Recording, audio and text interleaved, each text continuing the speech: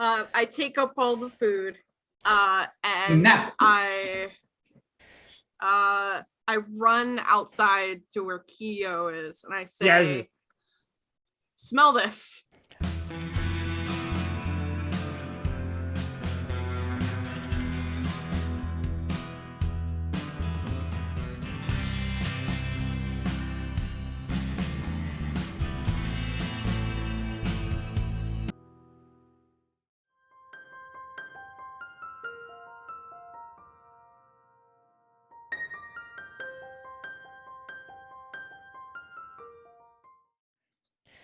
Wait, Scotty, we can't see your messy apartment, but we are live. Hi, everybody. Welcome back to Uncanny Adventures, Call of Cthulhu, Shadows Over Stillwater game. We're back. We're in a new town. The players are in quarantine. It sounds like a familiar situation to current events, but it was not intended, but here we are. So welcome back. As always with Cthulhu, this game has, eldritch horror and things like that. So, there's sanity rolls and the players encounter things like, strange creatures from who knows where and strange devices and the things they can do. So, just be aware. But we're gonna go around and say hello to everybody, and then we're gonna play some Cthulhu for a little bit here. So why don't we start with Callie? Hi, Callie. Hello, I'm Callie. I play Olive Archer, the journalist who is looking for a story. She has currently my long list of times that Olive has taken damage. She currently has 3 hit points. I thought you got healed fully with our downtime. I thought no. you did. No, you get in Cthulhu. That's get right. You a have to spend like a long point time back every day, and that's only if you don't have a major wound. Major wounds change everything. That's true. Yes, I forgot about that. All right, so yes, Olive is at 3 hit points, but still alive. So I mean, that's an accomplishment. And how about you, Scotty? Yeah. Hey everybody, I'm playing Claude Kinsey. He is a richer than average man for as much traveling as he does, and he is a gambler.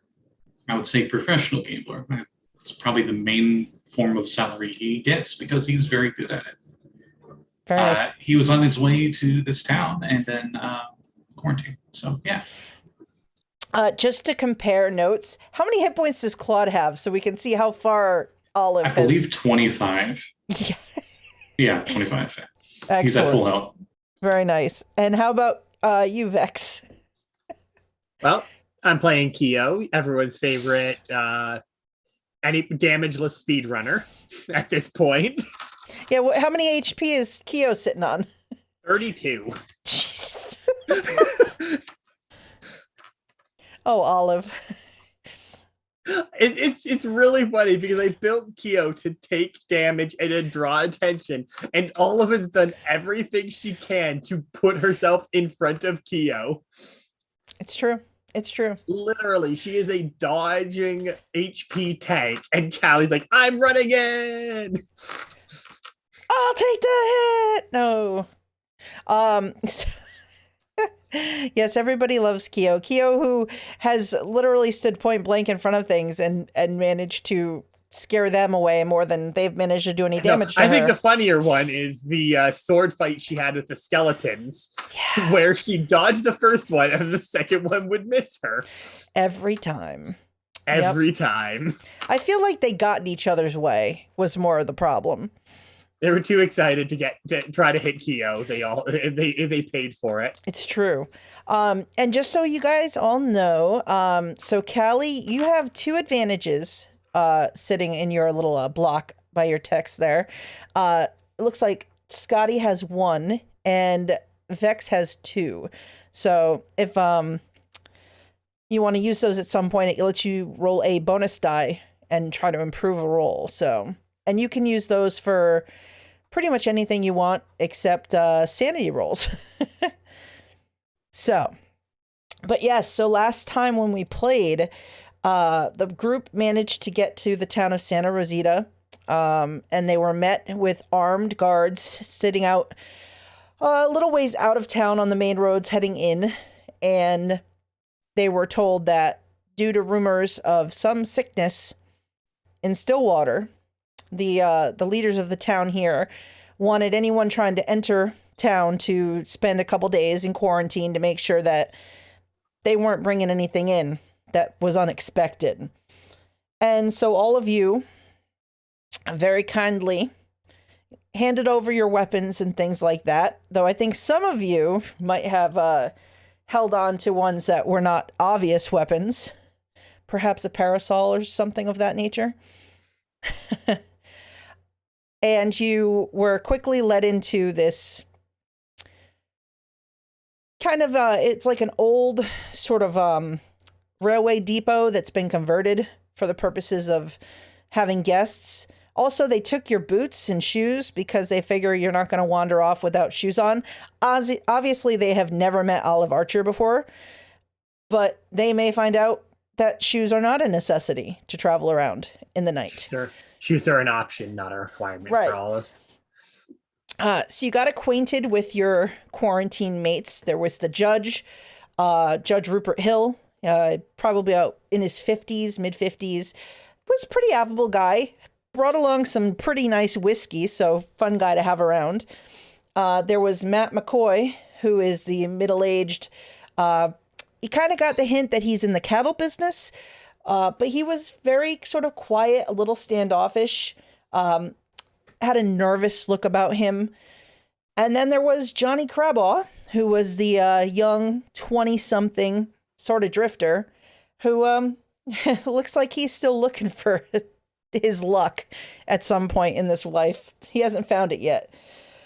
So after a game of cards, Claude and some of the gentlemen played some cards, and Kiyo picked out a room which Olive was going to share for the evening. Olive did note that amongst some baubles and things on the mantelpiece, Olive noticed a very familiar looking sort of gem stone. It reminded her very much of some of these stones that she had seen in Stillwater, and that the group, for the most part, has determined have some sort of viewing properties. They can send and or receive images of the place where they are. So we'll just keep that in your noggin.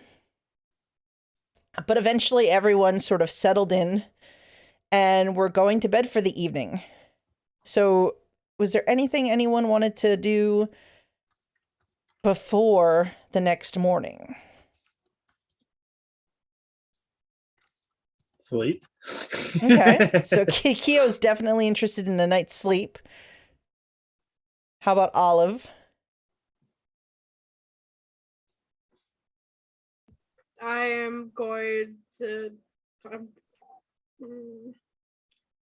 Is this the same? This is the same night or the next night? This is the same night. This is like we're going to bed. But is there anything between the time everybody starts to settle in to go to sleep and people are laying down? Do you have any intentions of doing anything between now and the next morning? Or are you planning to just get a good night's sleep? Well, I think last time I was thinking of like keeping one eye open for a while. Like I know that we're sleeping in a different room. Mm-hmm. Because we're females and that we kind of made that distinction. But I don't know if I could keep like an ear out or something. Yep. So if something happens, I'd like to, Okay. So you're sleeping, but you're sleeping a little bit restlessly because you're trying to pay attention to anything happening. Yes. Okay. Not enough restlessly that it's going to cost me getting another hit point. Olive wants that hit point. All right. I'm making a note. Olive wants that hit point. And Olive needs that hit point. She's not a want; it's a requirement. Give Olive that hit point. Okay. And how about you? What about Claude, Scotty? I believe he was keeping an eye on somebody. The guy that had like the weird thing in his shirt. Yes. But I was still gonna go to sleep. Yep. Like I was just that was the last thing he saw as he was going to bed. Yeah, you did. Claude did notice that Matt McCoy, the cattle businessman, he seemed to be moving kind of funny, and you definitely got the inclination, especially when he went to kind of lay himself down for the night, that he seems to have something strapped underneath his shirt that makes it very awkward for him to move normally. And he's definitely got the read, as that is what you do as a gambler, that he is trying to make it not obvious that he has something under that shirt. But you all go to sleep and everyone fades off for the night. And the night goes by. You're not woken by anything strange or anything like that. It's not until just before sunrise that you are all awakened, and all at about the same time, when the building around you starts to rumble and shake, as it seems an earthquake is coming through again. And and each of you have experienced these earth tremors. As Kiyo and Olive, especially in Stillwater, they were pretty much a common occurrence over the course of the days you spent there, except this one starts to shake. And where in Stillwater, like, it would rumble for a little bit, but would pass quickly. This one grows with intensity as you are woken from a sound sleep. And you can hear Claude, the items on the mantelpiece are like shaking, and then they start to fall off from the tremoring. And the chairs at the table are kind of like knocking around, and a chair falls over.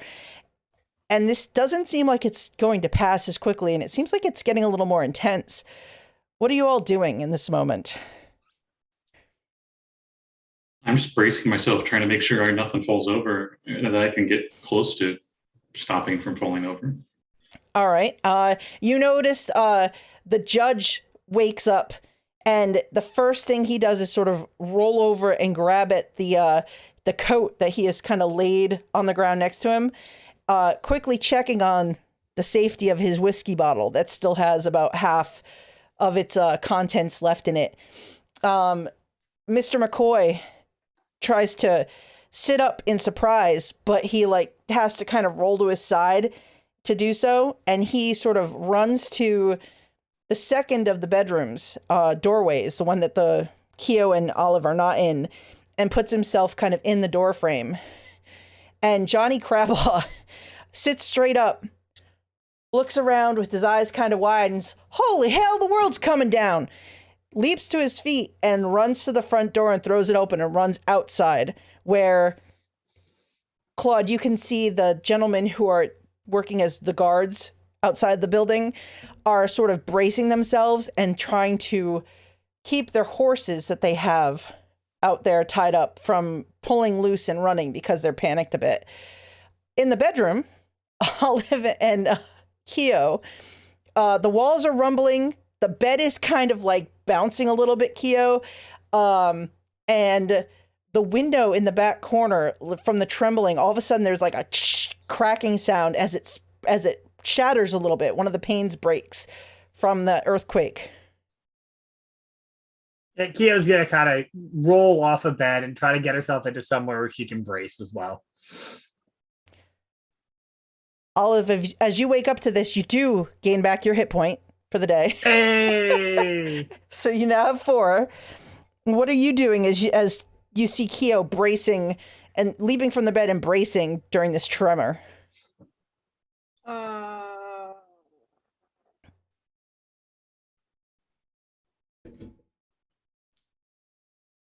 I'm going to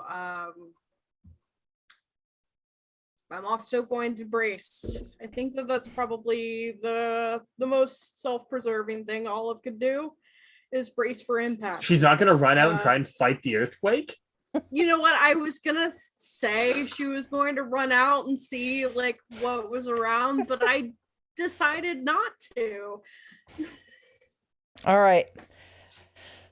So a minute or two pass, and the rumbling kind of crescendos and gets to its worst point. And at that point, another pane of glass in another window in the main room sort of breaks and shatters, and anything loose kind of like tumbles over. But eventually, things start to settle again, and you can hear the horses outside as they're trying to calm them down. But then it's almost that, weird quiet after a storm. And everybody's, the judge kind of looks around. He pops a cork out of the bottle and takes a swig of the whiskey and corks it back over. Puts it back in the pocket of his jacket. McCoy kind of gets himself up with a little bit of effort and starts sort of wandering the room, kind of picking up chairs and looking a little bit spooked by all of this. What are the rest of you doing? Kiyo is going to look to Olive and kind of cock an eyebrow. This is stronger than it was back in Stillwater. I've heard there's more quakes out west, but this is ridiculous. Let's get proper and see how the rest are doing. And she'll start to get herself dressed into her traveling clothes. You ladies all right? I yelled down the hallway. Yeah, we're good. Yeah. But say if you don't answer, he's going to come to the door. After a brief pause, you hear their responses. Mm-hmm.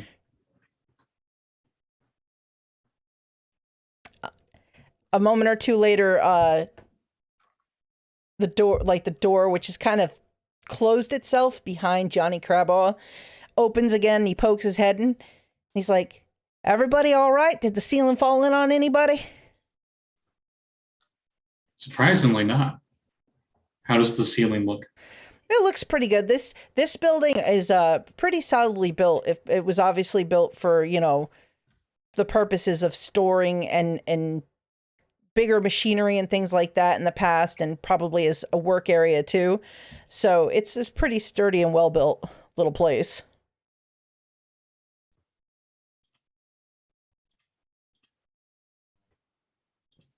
Mm-hmm.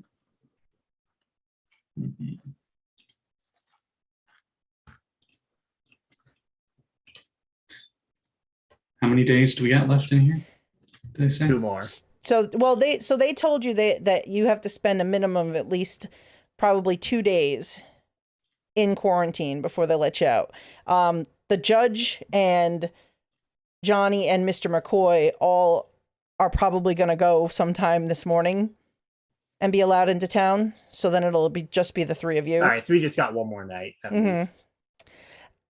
So as you all are kind of getting yourselves up and getting ready,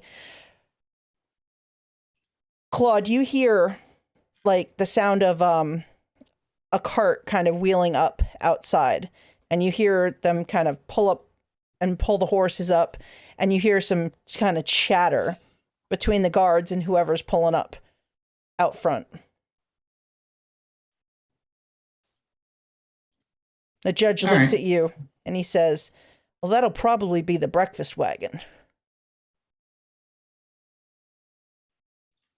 I'm listening. What's going on? So you listen in. You hear them talking. The person who's ridden up, it's a younger fellow, and he's handing down a couple of boxes. You can kind of see through the front window, and you hear him saying, "Meatloaf, mashed potatoes, and beer this morning. Had them brought over from the restaurant. Ma, sends her regards to y'all, but there's enough. We got word you got a couple more last night, so we sent enough meals over for them." And as you hear that, you hear one of the guards' voices, and he's like, hey, what are you doing there?" And Carlos, what are you doing?" And then the second guard, "Oh, come on, I'm just grabbing a meal too. I'm a bit peakish from haven't had anything since dinner last night." And you can see out the window the second of the 2 guards. has sort of claimed a portion for himself of the meal. And he's kind of walking over and taking a seat on the porch and settling in, starting to kind of munch at it. And the other one says, hell, fine, looks like I'll carry it in instead. Thanks a lot for your help. And then you hear clumping footsteps on the porch, and the front door kind of gently kicked open, and the second of the two guards is kind of walking in with these couple boxes in his hands, and he walks them over to the table and he sets them down. And he says, Ma Richard sent over breakfast for y'all. Oh, thank goodness. What is it? Meatloaf, mashed potatoes, and some beers. Breakfast of champions. Can I have you all, please, roll me a luck roll each? Luck roll is D10 or D100 again, right? Everything's D100. Yes, everything except maybe damage rolls.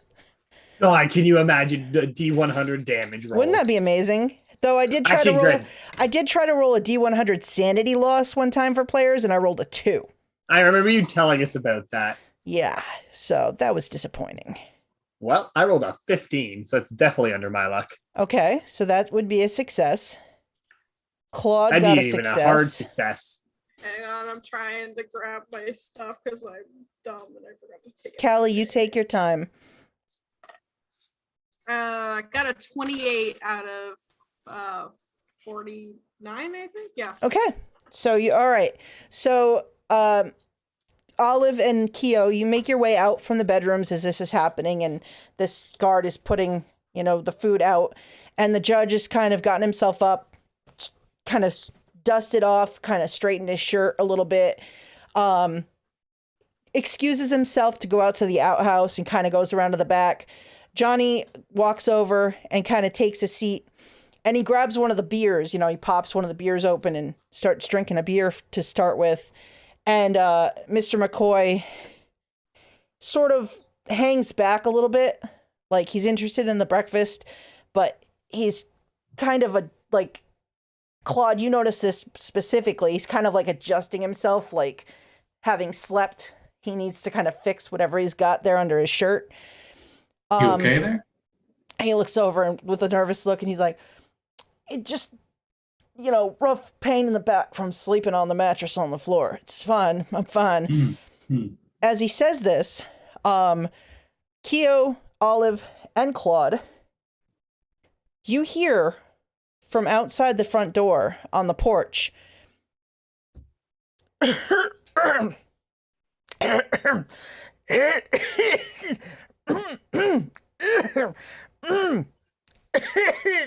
someone get that man a beer. and you hear the opening of a bottle and kind of the chugging, and then the coughing continues. And he's like, you hear the guard on the porch, he seems like he's struggling to clear his throat maybe. And this is just as the wagon that brought the food is kind of heading back away. So there's a clip clop of the horse hooves in the wagon. And the guard handed us all of our food. He's put it on the table, and he kind of looks back and looks toward the open door at the noise, and he's like, "You all right out there?" And yeah, think so. Just going down the wrong way or something.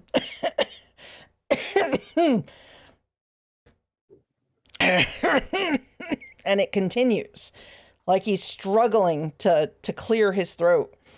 It sounds like more than that. I'm going to roll medicine for the lulz. All right, so do you make your way out there and kind of take a look at him? Yeah. Yeah, that's what I thought. Yeah, unless you roll a crit, I don't think you're succeeding in medicine roll. So, Claude, you walk out and you take a look at him, and he's dead, Jim. He definitely is red in the face, and he seems to be struggling. That wouldn't be first aid.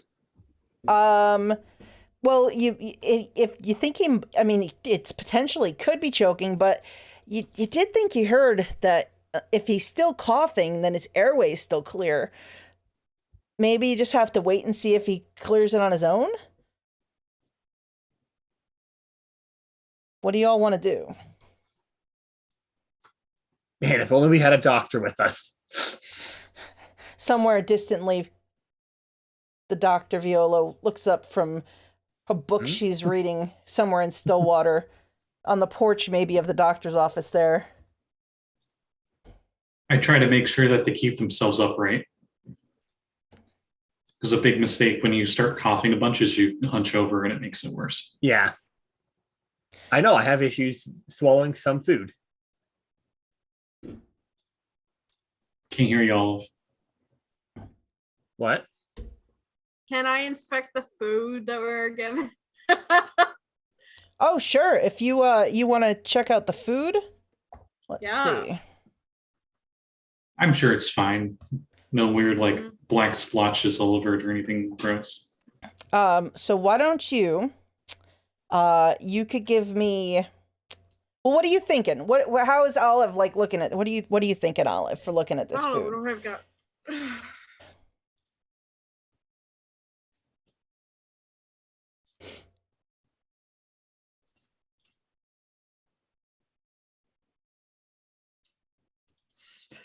I mean, do you want to do some kind of medicine, natural world? Do you have some kind of science that might apply to looking at the food? Just Psychology. a general cooking skill, maybe? Would survival? Survival might be up. That would be a thing. Then that's what Kiyo's gonna roll. Can I library use? Probably. You could even I would even say, like, you could do a spot if you wanted to and kind of take a closer look at it. Okay. But even medicine would be one, or... I was going to say, actually, and I realized Kiyo has a pretty decent first aid, so she's actually going to go to the guy and try to help him. I realized I have a 50 in first aid. I don't know why I have a 50 in first aid. You were in the war. I know, but still, it's still weird. So what did Olive roll? What was I rolling again? I just brought up my thing. It's your you could do like a spot check to take a look. You could do a medicine. You could do like a natural world if you have some kind of science that would apply. Maybe if you have any kind of psychology, and a straight intelligence roll. Ooh, that'd be good. I am smart. I was like, I'm smart. Especially now that brain fog you had for a few days is cleared. Oh. I'm going to use 4 of my luck points to bring it down to an 80, so it's an 80 out of 80. All right, so you spend 4 luck. And you succeed. So, looking at the food, you do notice that there's... While the meal itself smells appetizing, the potatoes and the meatloaf, upon closer inspection, there's a strange odor kind of coming off of it. And the consistency of the gravy seems a little off to you. And if you kind of like, get a little bit and you kind of do a little up close sniff, there's like a bitterness to it. You do think that there's something... Like a poison? Like what I know? What? A Cusco poison. Cusco's poison. I would say with your intelligence check, you definitely think this is some kind of... If it's not a poison in and of itself, whatever it is would probably be poisonous to ingest.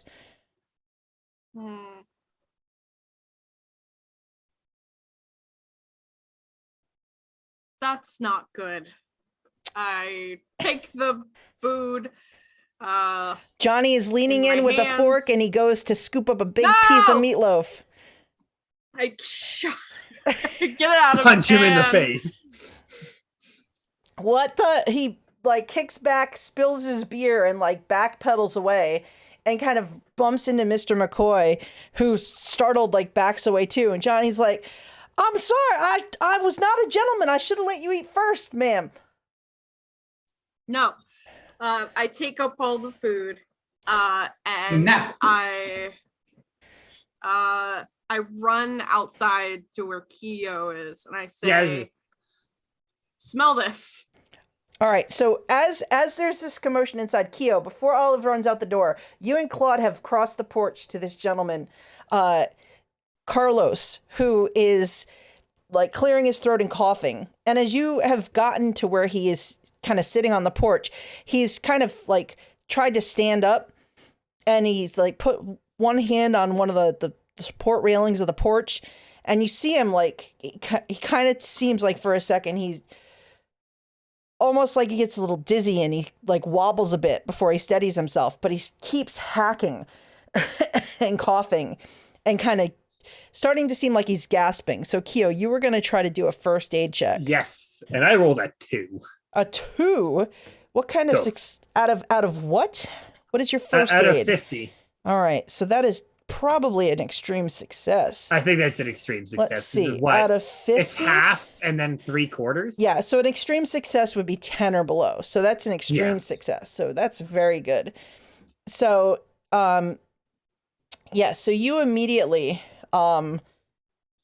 realize that he is not choking on anything because he is getting air into his airway. So there's nothing blocking it. You definitely get the impression that he's eaten something and he's having a bad reaction to it. And maybe you need to get it out of his system somehow and fast. Kiyo looks to Claude and says, "You need to make him vomit." And she says this, Claude, as Olive comes darting out of the building holding a box with the food in it from breakfast, yelling about, "Kiyo, you need to smell this."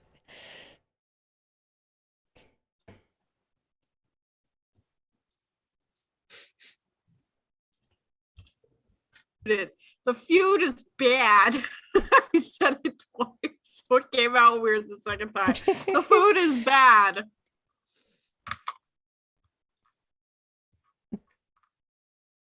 The other guard looks from Carlos to Kiyo, startled at Olive's approach and at Claude standing nearby. Kiyo looks to the guard and says, "You need to make him vomit. Now. He's been poisoned or something." Well, how do I do that? Kiyo just looks at it. Put 2 fingers into his mouth, down his throat. I'm not going to do that. That could ruin my shirt. Why doesn't he do that himself? Because unfortunately, he looks like he is having trouble doing it. So one of you need to do it now. I'll do it. I'll stick my hands down his throat. Claude was like going to step forward as you say that. I picture Olive just whole fist into throat, Olive, like the JoJo's meme. Olive, what do you do with the box of food that you have like dragged out here with you? Here, I Claude, hold handed this. I handed it to Claude, yeah. Okay, Claude, it's slammed with a big old thing of food, all mixed and mashed now in the thing. I see, don't eat that. Oh. So Olive, why don't you roll me a medicine or a first aid roll? I think I have first aid, maybe. Can Kiyo assist? I would let you try to because you're explaining what to do. I would say that Olive could have a bonus die for this. Okay, cool. So that's the first die, right? That's the tens die. So you roll 2 tens die and take the lower one. Okay. First aid.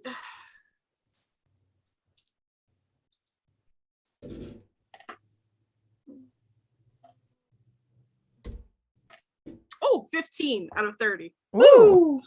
Very nice. So you rush over. For success, isn't it? Yes. You manage to kind of brace him and he's kind of starting to like his eyes roll up a little bit, and he's kind of collapsed a little bit onto the porch. You have to lean down, you brace him, and you manage to get him to start vomiting up what he has eaten. And you kind of turn him sideways in order to make sure you clear the airway and also that he does not spew on you. And he starts spitting up what he's eaten. He's still like his eyes have kind of rolled up into his head, and he's barely conscious. And he is shivering and convulsing, but you clear his what he's ingested so far. He does look very pale, and he looks like he's definitely in need of full-on medical attention, but you do think in the moment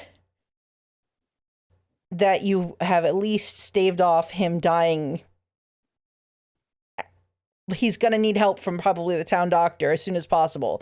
But you do think that had you not intervened immediately, he could have died within 10 to 15 minutes from whatever this is that he ingested. I whip around to the other guard and I say, who did you say this was from? Well, the Ma Richards restaurant. They make the food that's brought out here breakfast, lunch, and dinner. And is there a reason why they would try to kill us? No, there's no reason whatsoever they'd try to kill you.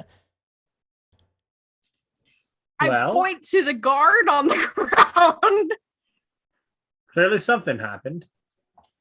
I say, do you want to try some of this meatloaf? And we can see for yourself, or would you like to go back into Ma Richards and see what happened? Or and also get your friend medical attention, because yes, he needs medical literally attention almost right died, now. unless he looks around, and he can see in the distance a couple of the guards, because there's usually at least two townspeople who kind of do a circuit around the outside of town, covering the roadways, but also seeing if there's anybody trying to sneak in elsewhere. He sees them kind of doing their rounds, and he kind of runs out and starts waving at them to get their attention to come over. And they come riding in a few minutes later, and he's already yelling at them about, we got to get Carlos to the dock, and there's something wrong with the food. Somebody's going to have to go talk to Ma and her cooks. They're saying something about it being poison, and he points at the three of you on the porch. And one of the two riders is like, I'll go get the doc. Or he looks down at Carlos. Hell, actually, let's get him up here and I'll take him with me. And he kind of hops off his horse, and him and the other guard put Carlos up over the saddle. And then he climbs back into the saddle, and he says, and I'll check in at Ma's and see what's going on. And then he quickly rides down the road and into the main street of town, kicking up dust. The judge, at this point, just now comes around from the back of the house, where he was at the outhouse out back. And he kind of watches the horse ride away, and looks back at all of you on the porch, looks at Claude holding the box, and he's like, are we eating breakfast outdoors? I don't think we're eating this at all. Someone is trying to have someone killed. Excuse me? The food was poisoned. Well, that seems insane. The other gentleman and I have been here a couple of days, and the food has been quite tasty. Well, as you can see, she'll point to the vomit and then start, kicking some sand onto it. That's not appetizing whatsoever. One of the guards almost died from that. Oh, did anyone else eat it? No, not as far as I can. I don't think that we saw anyone else try. Well, someone tried to eat it, right? Johnny sat down, but he started with a beer. Yeah. So he didn't eat the food yet. And then they had the respect to not ruin the beer. Well, I mean, I guess that's good at least, though I don't know if I'd trust it if someone's trying to poison someone. Me as well. I mean, who would have any inclination to... I'm myself. I'm visiting town. Mr. McCoy? Mr. Johnny, is it? And from inside, Johnny's like, I mean, my ex-girlfriend might have tried to poison me once or twice, but that was just because I was an idiot in the relationship. And Mr. McCoy just shakes his head.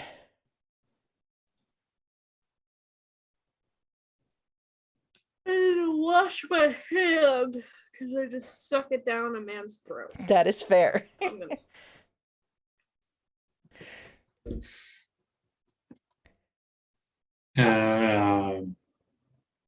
Puts down the food somewhere. Like a table. So you walk it back inside and put it on the table? No, No. don't do that. So what do we do with this? Leave it outside. Last thing we need is someone eating it. Well, the other guard's like, I'll dump it down the toilet out back, I guess. Don't want any animals or anything getting to it either if it actually is poisoned. Yes, good idea. He walks away with it. He looks back at y'all. Nobody wander off in the next 3 or 4 minutes. And he kind of hustles around back with it to the outhouse. So should we wander off in the next 3 or 4 minutes? Probably not. Kiyo's gonna walk back into the house anyways, and then back. He'll kind of look to Olive and Claude and kind of give him a motion of follow me as she walks into their room. Sure. I follow. Follow too. Kiyo will kind of wait for you guys to enter, close the door, and kind of look. So we can assume that it might have been for us. Well, that was served to everybody. It was served to everybody, but it didn't happen until we got here. Yes.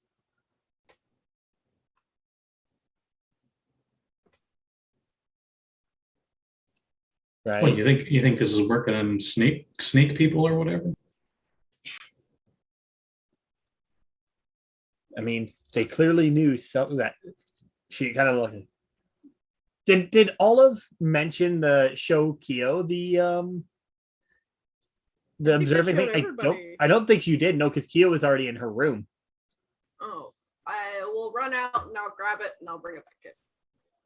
All right. So I left it there because I wanted to see if somebody would get up and move it. Mm-hmm. So. Well, you go out and you have to find it amongst, because it's on the floor somewhere amongst the fallen debris, but you do find it pretty easily, and it's still intact when you do. So assume you bring it back. Kiyo looks. Yeah. Well, that probably sums up how they knew we were here, and he'll take it from Olive and put it on that and crush it with her heel. She's gonna try and break it. All right, just roll me a strength check. All right.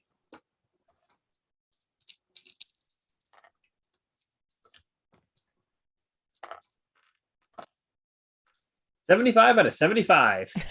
So it for a second you're kind of putting under your foot, and you realize, oh, this would be a lot easier if I had my boots. But you do manage to like put a little extra effort and break it with your foot.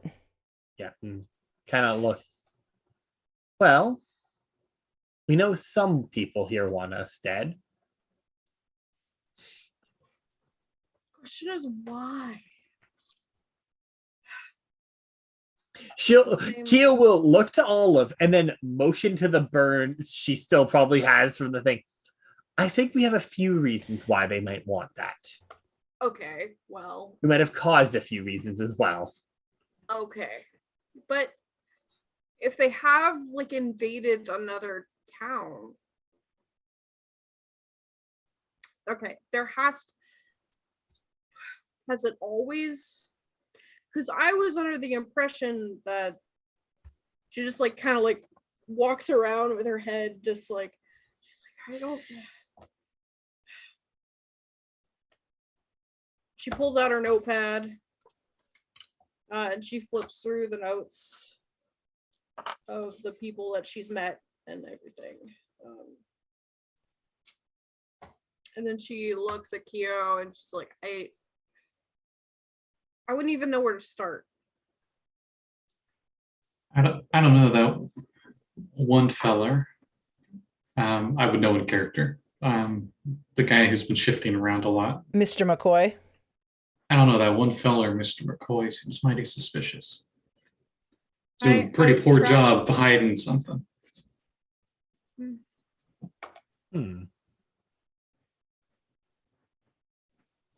I don't know if he might have something to do with it, but I don't know if he might have something to do with this. The food, he didn't get to the food before we did. Right? That's true. He didn't touch. Yeah. Nobody touched I peek out. Where's everybody else at? Peeking outside, the judge he's righted one of the chairs and he's kind of sitting at the table, and he's poured himself a little bit of the whiskey, as it seems that breakfast will either not be happening or is delayed. Mr. McCoy is kind of off to one side of the room, kind of walking back and forth, pacing, and you can see the front doors open and Johnny is kind of sitting on the porch. And the guard has kind of come back around the front of the building, and Johnny's kind of just chatting with him a little bit, maybe about what had happened. You can't hear her from here. All right, I peek my head back in. I mean, they're expecting us to go nowhere because they have our shoes and everything. So that could, but I don't know if that's like their Kiyo looked at thing. Olive. Well, if they wanted us dead that way, they wanted to trap us here and kill us, they probably would have done so last night, or they will do so tonight. I mean, that seems like they tried the quiet way just now. And we're going to have to be careful with our next round of food, but as well, we need to be careful with who is here, who we are getting stuff from if we get into the city. I remember right. We don't have any of our weapons either, correct? Kiyo just kind of flashes a smile. I'm sorry, Keeper. It sounded like your microphone was muted. I am muted. Not unless you successfully hid one, such as Kiyo and a certain parasol. Kiyo kind of flashes. I have one. I have my revolver. I feel like I did. I believe you tried to hide it, and I think you tried to, and oh yeah, you might have failed that roll. I think she failed that one, and I think you brought a knife in though. Yes, you do have a knife. Okay. Yeah, I have my gentleman's cane. Yes. Probably won't do much help, but Kiyo kind of looks to her parasol and smiles. I have a weapon with me still. And I think actually, Claude has seen Kiyo bust out her parasol. Mm-hmm. Against those skeletons. Yes. So you know how deadly her parasol is. Her parasword. And tonight we should at least try and make sure that we keep an ear out. Sorry. And hopefully we don't run into an issue of they don't try and attack us, but for all we know, it could just be a couple people here, like Hiram, the leftovers from after what happened. We can hope, at least. Mm.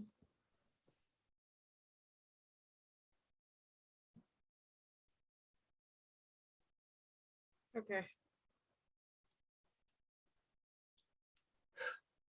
I'm just pretty sure I just want to lay low, not cause any trouble. Fortunately, it seems like trouble found us rather than us getting into it. Well, I'm all fine and dandy for defending yourself, but Kiyo I don't want us doing anything unless we have to. Of course. Kiyo will just kind of nod. Besides, there's not much we can do actively from here anyways. Right? Mm-hmm. So for now, let's just play it by ear. And keep an eye out. Especially if, like you said, the judge is... something's fishy about him.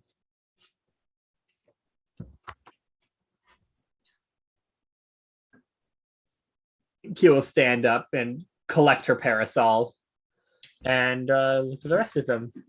Should we head back out? Here's a question out of character. Mm-hmm. Is Vegas even around yet? I think so, but let me look. I'm looking it up right now too. I'm curious. What year is it in our game right now? It was founded in 1905. So no Vegas. Yeah, I didn't think so.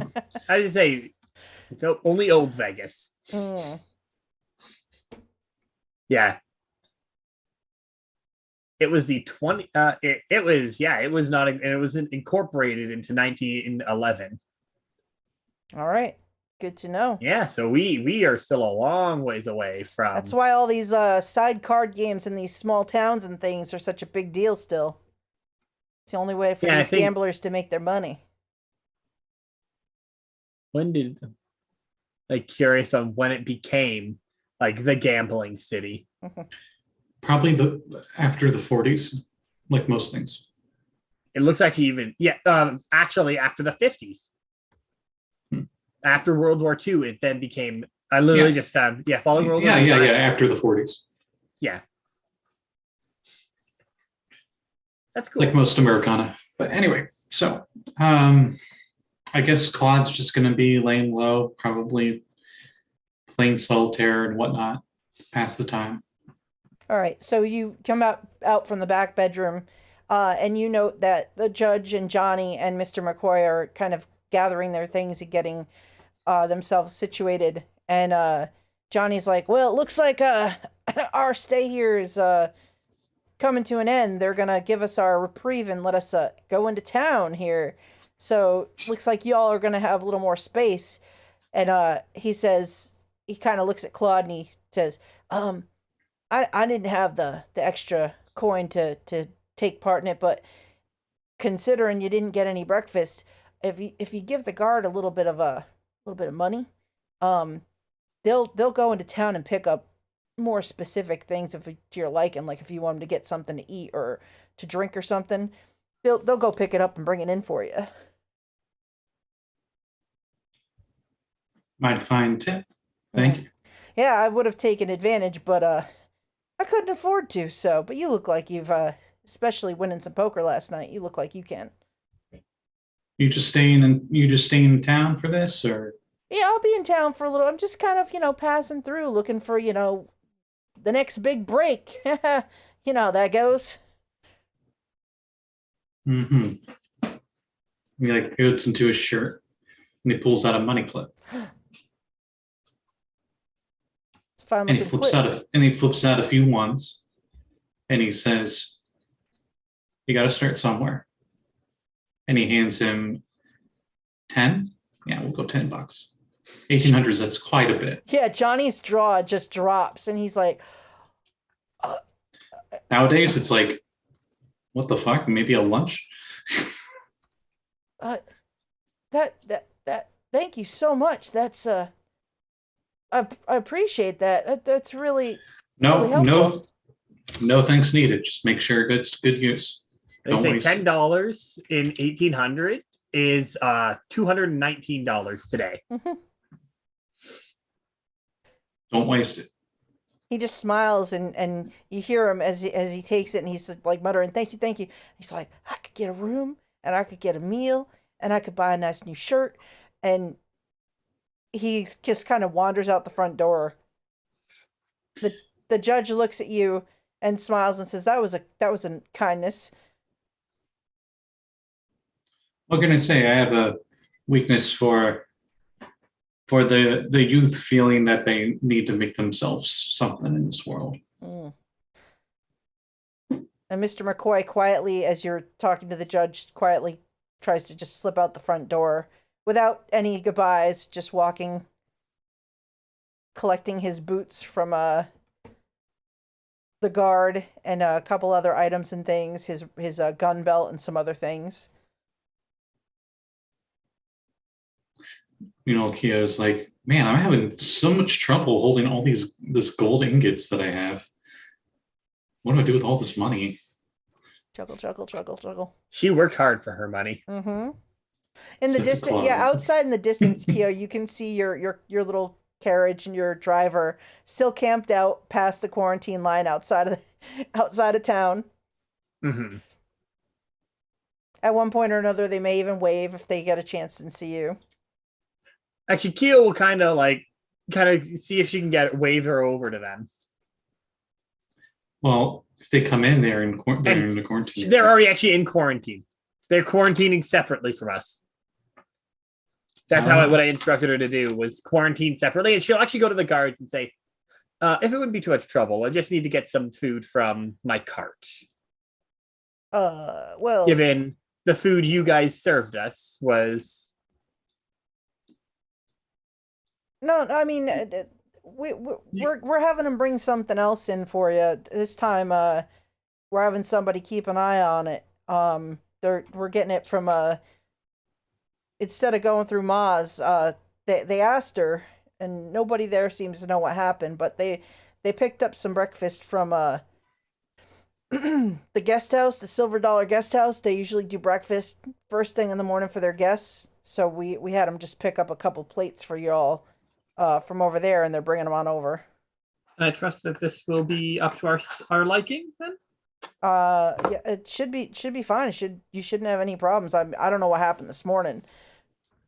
That was I mean, I'm not even sure how Carlos is. When they got him to the docks, he was unconscious and barely breathing. Well, I hope we are I hope he's recovers, because well, if y'all hadn't thought as fast as you did, I guess the doc said getting whatever he got in his system out might have saved his life. Well, that's a relief. Did we ever see what he spit out? Was it just the food that we had? It was a little bit of the meatloaf and potatoes.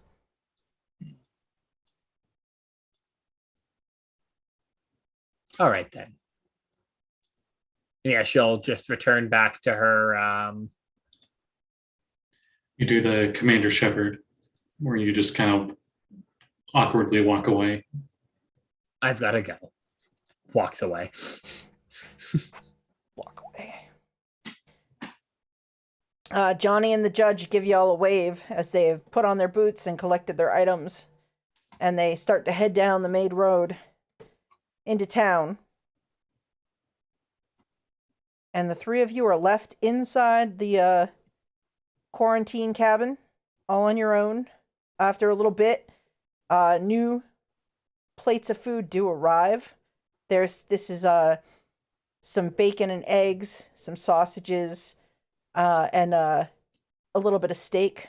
And they bring over some more beer to go with it.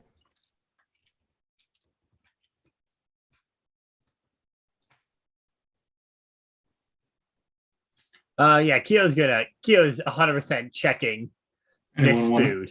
Want to play some 3-card poker or rummy? Kiyo, I will say that now, kind of knowing what you'd be looking for, you don't see anything funny about this food. Can I roll spot hidden on it? Sure. Why not? See if the poison's hiding from us. Well, I'm joking. That's the point of the poison too. You don't want to make it obvious. I mean, granted, I feel like poisoning a thing twice is probably not the best idea.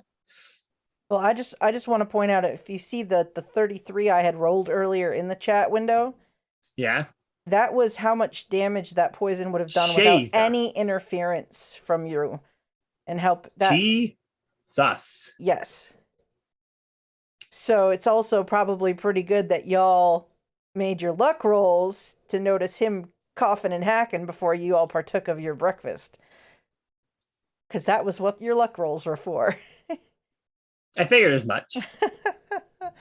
But meanwhile, yes, Claude, you kind of do a once over on the plates as they're presented, and Is it the same kind of food? Meatloaf and nope, mashed potatoes? this is eggs, bacon, sausage, a little bit of steak, and the beers, and Olive kind of explained the smell, the little bit of the smell that came off of the other food. You don't notice anything like that. Everything looks like it's on the up and up. Claude tries to get you guys to play card games, and instead of betting money, he's like, why don't we put down like a bacon strip?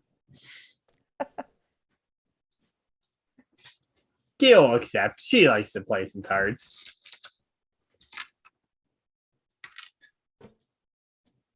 Since I'm dealing, I'll let you pick Fine. the game. Which game do you want to play? Let's do I some. want to play too. All right, let's do some poker. All right. And then he starts dealing the cards and all that jazz. I'm gonna say this. Definitely Claude would notice this. I'm gonna just say that. Kiyo is very clearly watching his hands. That is fair. And also, And I'll roll something just to see how Claude looks pretty like he doesn't seem to shifty or be shifty or anything after that. Kiyo is absolutely, Realization. yeah. I'm gonna say, like, I'm sure Claude knows when someone's watching a deal, because It's pretty standard for him at this point. yeah. And for my spot hidden, I did get a 20 over 30. So all right, so it seems like Claude's on the up and up. Why don't you all roll me a gambling roll to see how well you fare at your card play? I'm gonna lose all my food, aren't I? Gambling. probably I'm gonna not, lose all my considering food. Scotty, considering I have a 10% chance to win. I availed.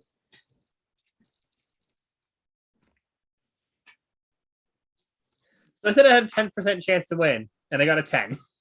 Yeah, there you go. You got my bacon. And how did Olive do? Psychology. Gambling. Yeah. There's a gambling roll, Callie. Where? I don't know. It's the In first one G. for G. Right after first aid. You may only have like 10% in row. it unless you added anything to it. Okay, it's 10% then, because it's not even on my sheet. It goes Yep. from first aid to history. Then it is 10%. Yeah. 37. All right, so it does appear that Kiyo gets the lion's share of the breakfast bacon this morning. You're a pretty good player. Kiyo just kind of smiles, says, beginner's luck, of course. Never really was a big card player. Always preferred more action than games. Looks like the deck he has. Kiyo like took out all the good cards and has them under her sleeves. Oh, okay. Okay. Honestly, I would not put it past Kiyo. Nor would I. She does have a decent sleight of hand, but no, she is not. It's a game amongst friends. She's not about to rip them off. Yeah. That's what she knows, is it's a game amongst friends. So there's no point in cheating it. She's not above cheating, just not her friends out of money.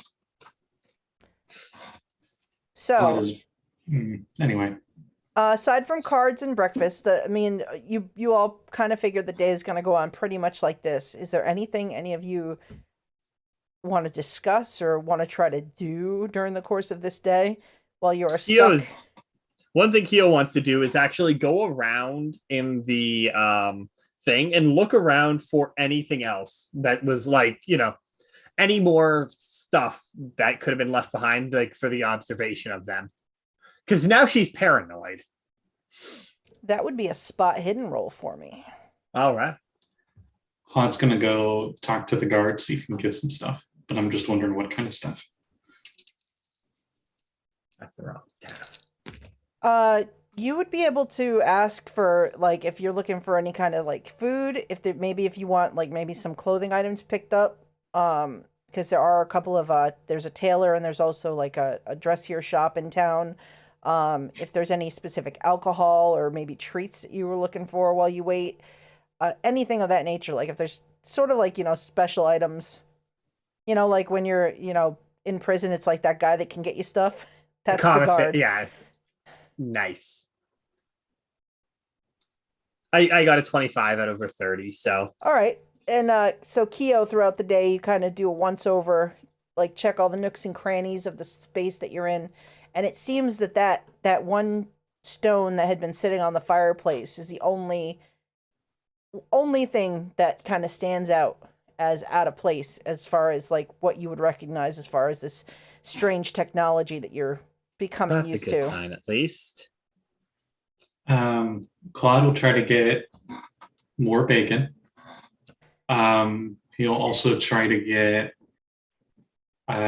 This was actually a fairly common thing in Western towns, is that they would have a lot of short stories that were printed out. Mm-hmm. Yep, the little dime novels. Yeah, so I think Claude would want to get like a few of those. So he's going to give the guard $2. And he gets to keep $1, but the other dollar goes to everything else. All right. And as soon as his replacements come in, he takes off on horseback into town and tells you he'll return as soon as he can collect the items you're looking for. And we never see him again. You can roll a psychology roll to see if you trust him with your $2. Sure. I'm actually pretty good at that.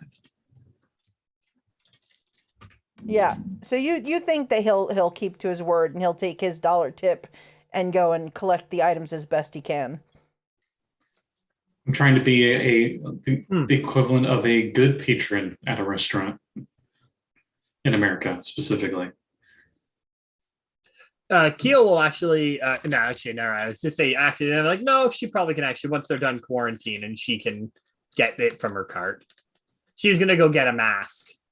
Ah. What kind of mask? Well, like a bandana, because they are clearly, we are recognized here by somebody. So at least having something to hide her identity might be a good idea. Actually, Kiyo will probably say that to the group as well. Say, we might want to see if we can try and keep a low profile. They know we're here, clearly, so. We'll say that food money goes to like the equivalent of treats kind of food. So maybe like, I don't know how much whiskey would cost, but a little bit of whiskey, maybe hard candy. Because if I remember right, 1800s, they had a lot of those very simple hard candy where they just like, they like smash it under a towel. Yep. You get the little shards. Yeah. Yep. And it's maybe an hour or so after the fellow heads off that he does reappear, and he brings you kind of a collection of little bits in that, like some candy and things from the store, a couple of dime novels, and Claude puts it on the middle of the table, clearly showing that it's like free game for anyone who wants anything. And a whole nother like helping of fresh bacon from the whatchamacallit, the guest house. He's like, yeah, they were from the bacon bits. But yeah, so this day, if you do nothing otherwise, this day kind of goes by pretty much just passing time. Yeah. And it's actually probably one of the first days for Olive and Kiyo that's just been without a lot to do in a while. Is Olive gonna rest? Maybe gain hit points? Well, if she gets through another night's sleep, she'll get another one back. As you say, it's sleep that gets to the rest. Also, actually, it's really good Olive question. did not eat breakfast. Yeah, she would have fucking died. But actually, I do have a question, Jeanette. Would first aid help, or is that medicine that you need to help with healing? It's mostly medicine, but basically at this point, Olive has been treated for the injuries that she sustained. She's just going through the process of healing and getting better. Nature is healing. Yeah, okay. I just wanted to make sure, just in case. I'm like, maybe Kiyo could help because she has a decent first aid score. What would Olive's hit points be if they were at full right now? Like, what's your hit point maximum? 23. All right, so you got a couple of weeks of healing to get back to full. We could just cut our losses and say it's not gonna happen. Probably not. Like, But so the day goes by and the night is coming along, and they a cart pulls up once again as the sun is setting, and they bring in some more food, your supper. This time it's some sandwiches, and this time they bring you kind of it's not a cheap bottle, but it's not an expensive bottle of like rum, and there's some like fresh fruit and stuff that they kind of included as well, and they sort of bring it in and place it on the table. All right. It wouldn't be. It wouldn't be an apple because that would definitely not be fresh. Right. We're in the wrong area of the country to be having fresh grown apples.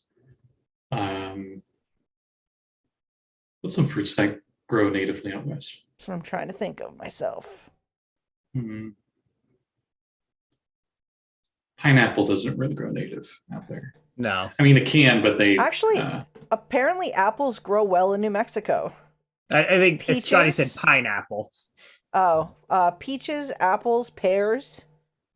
We'll go with a pear. So Claude's eating a pear while he continues reading one of his the dime novel, and it will be called. I'm trying to find one that is not racist. Good luck. Seriously, like it's really bad. Okay, some examples. This one's called The Traitor's Spy, and it's just a white guy with a gun running away from very black-looking Native Americans. Of course. Oh. Another one was called The White Hunter. Sorry. The Indian Wife of the White Hunter. Sure. Apparently, is one of the more famous ones. Here's a lot better one name-wise, and for a name of a book in general, The Wolves of New York. I've heard of that one. Yep. So maybe it's that book. We'll say it's that one. I'm sending you guys a picture of the cover. And upon careful inspection of the food, which I'm sure you all do, you know Of that course. Yeah. there does not seem to be anything troubling about your evening meal. So it seems that the whatever the attempt was with breakfast has not been repeated. Well, that's a relief.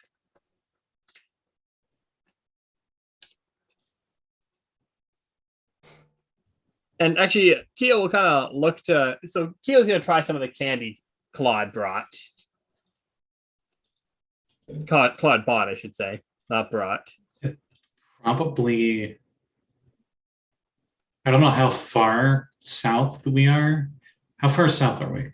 Are we like? You are sort of 100 miles from the Mexican border, or like what are we talking?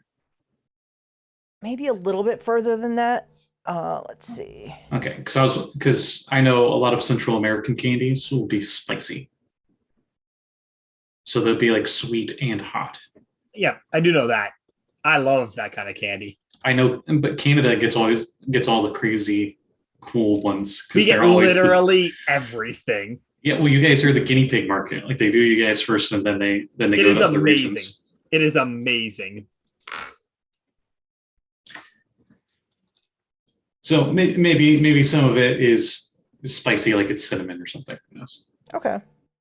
Yeah, because at least it would have some of it would have been imported and made its way at least this far north at this point. It's actually funny so. because Kiyo will eat that, kind of make a face. One of like, it's, you know that like, have you ever seen a person who's used to a specific kind of candy eat a candy that like, or the best way, have you ever seen a UK or a Swiss person eat an American chocolate bar? I don't want to. I can just see the disappointment. And it's kind of a bit of that on her face. I just heard someone from Japan talk about how bad American chocolate is. Yeah. Ooh, I'd be interested to see what what they're referencing from what their it's base really is. good. It's Specifically really good. Japan, not like Japan has really good chocolate. I've had Swedish chocolate. I've had dark chocolate. Dark chocolate's good. I've had Japanese chocolate. I ordered like those like things you get on Amazon that's like, oh, a taste of this country's snacks. Well, yeah, I was supposed to say they got like 10 billion. There's like 10 billion different Japanese food shops where you can buy imported snacks. Or anyway, we're getting off topic. So yeah, Claude probably has like one little piece of the candy just to have something sweet for the day. And he just has it in the pocket of his cheek and sucks on it. Kiyo will kind of look to Claude and say, I'm going to have to show you at some point she kind of paused, some real snacks. Oh. When we're done this. Back home, I guess home here at least, we have some people who've got back at my place. We have quite a bit of, we have some people who make some good candy there. Where are you from?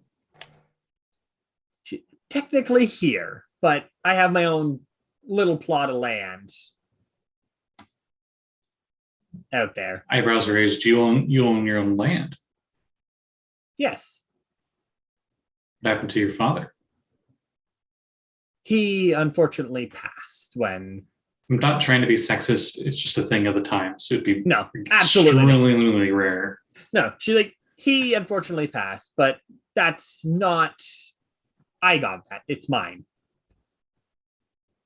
He was a traitor. He was the first to leave the homeland. And she'll kind of pull out. She has this. Has like you probably see like the necklace part on her, and she kind of pulls out. And Scott, you know what a Koban coin is, right? Look up a Koban. Koban.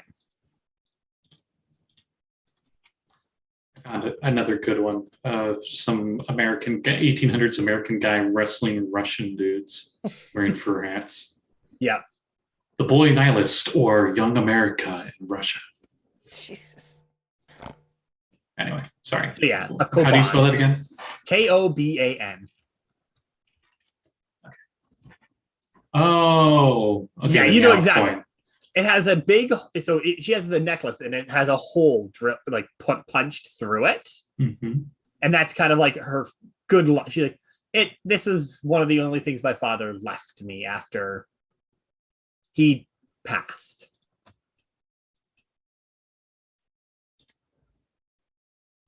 But no, I have my own little place a town that I'm trying to build. My gang's all back there. She kind of just smiles at Higa's Hill. Maybe I guess I will have to visit it sometime. Well, friends are always welcome. Mighty nice of you. And she looks to all of us. That includes you as well. I appreciate the offer. Say, I had to at some point mention that that Kiyo owns a town effectively that she's building. I've been very, very, very light on you telling you guys about Kiyo. But it's good because maybe a little town might need a newswoman, and it might be a good investment for someone with a little extra pocket change to get involved in, like a gambling man who's good at winning. Exactly. But this is so your day goes on with these conversations. This is a good time, like you kind of are getting a chance to sort of get to know each other a little bit better. But dinner has come, it's a good, the sandwiches are good, the fruit is good. No one gets poisoned, and the sun sets, and the guards inform you that, tomorrow morning after breakfast, you will be given back your property. And also given basically kind of a written passport from the town's deputy that says that you have completed a successful quarantine and that it is safe for you to be traveling about town. They also say once you have the paper, don't lose it, because if you're caught without it, you will be arrested immediately if you don't have it, as someone who is obviously an outsider from town. Of course.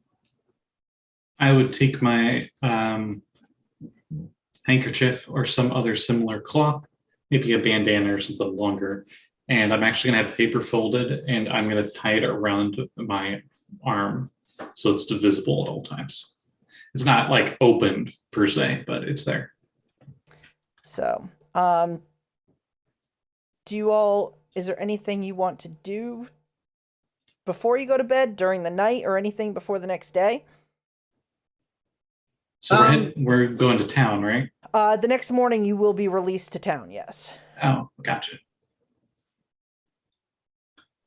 I think Claude at this point has probably spent another $1 in bribe to guard, but also actually we'll make it 75 cents to even me out to get some more goods.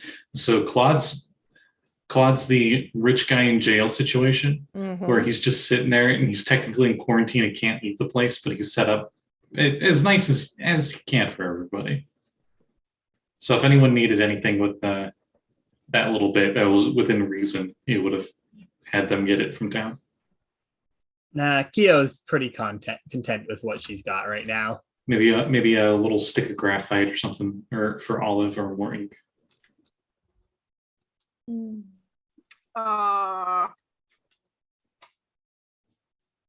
Yeah. I'll take a. Were charcoal pencils a thing at that time? They were not common, but they were around. Let's see. I'm looking it up right now to see. It would be, I think, more East Coast or really big city West Coast kind of thing. I assume. Like colleges or have those or something. There wasn't really much use of it until they started making erasers cheaply for the graphite. Mm-hmm. Charcoal, not graphite. Oh, charcoal. They probably would have charcoal. Oh, yeah, they'll have charcoal. They definitely have charcoal. They definitely have charcoal, but well, whatever it is, you have it. All right. Yeah.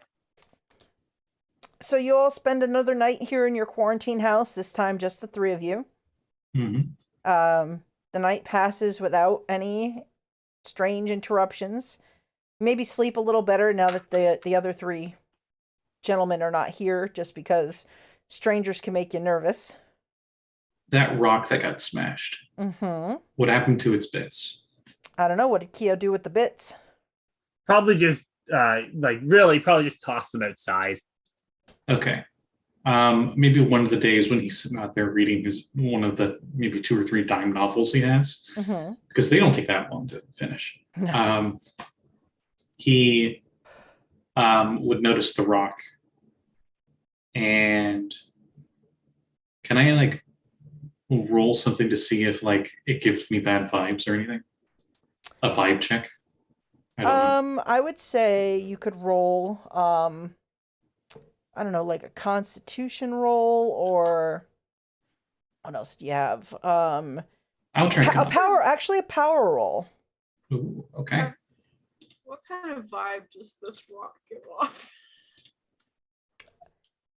Well, after all the stuff you guys have talked about, he hasn't seen as much as you guys have. So all units be vibed. In its crumbled, broken pieces, you don't get any kind of ill feeling from this. You feel like it's whatever properties it had, Kiyo has broken it completely. Like there's no residual energies or anything left over in this weird stone. Oh, then you would see it and just probably wouldn't even fully acknowledge it in any way and just continue doing what he was doing. And I guess the rock bits are just going to stay there for all of eternity until the wind or something blows it away. Or they're shaken away by another earthquake. Yeah. Yeah. Probably that. Yep. So you spend the day, the night. Or it slowly forms itself back together and kills us all. Dum dum dum. Dun-dun-dun-dun. And the next morning,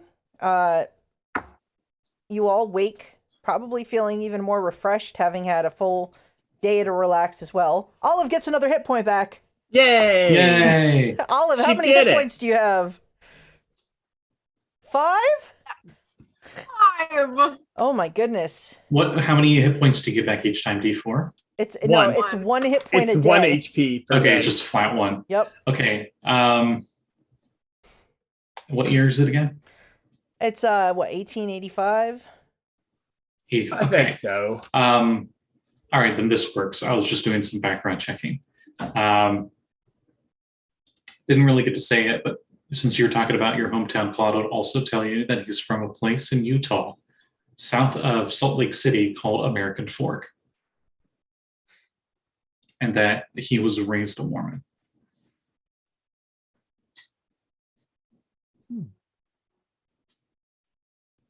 Just a little old town called American Fork. Very nice. So, your breakfast is delivered again. This time it is not the meatloaf. This is let's Flapjacks, see. like It's- potato flapjacks or something. Yeah, we'll say it's something along those lines, like potato flapjack. Once again, some more bacon. And they sent some more beer this time as well.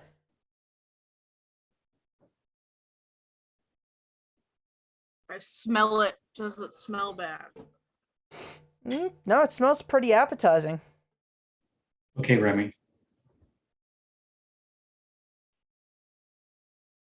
You get the impression that once that whatever that initial poisoning was, it seems like they haven't whoever or whatever did that has not made another attempt. Or at least hasn't been able to get there. Well, if it didn't work the thinking- first time, it'd be foolish to try it again because we're extra cautious. We would obviously be extra cautious after that. I Yeah. was thinking right before we got our food was when the earthquake happened. And It it's was. possible they could have maybe they could have set it down and someone tampered with it. And Have there been any quakes since then? Now I think about it. Not since yesterday morning, no. Hmm. I will say though, with the smell you got off of that food, Olive, in your roll, it would be pretty weird for your food to have been prepared near that because your impression is that the substance, and it took you a little while to kind of place it, but the substance that you think was in that food okay. was cyanide. Oh, Oh, it smelled like almond. oh. I think that's what it smells like. Yeah, cyanide smells like almonds. Mm-hmm. I just remember hearing like, be wary if you smell almonds and something that isn't almonds. Yeah, it took you a bit to kind of place it, but you're a newswoman. You've done some stories about things, and I mean, there's probably been a handful of like a jilted lover. You've read enough dramatic dime novels. Yes. No, Olive doesn't need to read the dime novels. She experiences the stories that inspire the dime novels. That's why she's a reporter. She should write them. Maybe one day she will. But yeah, it took you maybe like even waking up this morning, like all of a sudden, like it kind of dawns on you, like in your head, it's kind of been running through like what could have, and you wake up this morning and you kind of put it together. It's like, oh, like shit. That's really not good. It's funny because I recently just watched a video, not on cyanide, but on arsenic. That was really cool.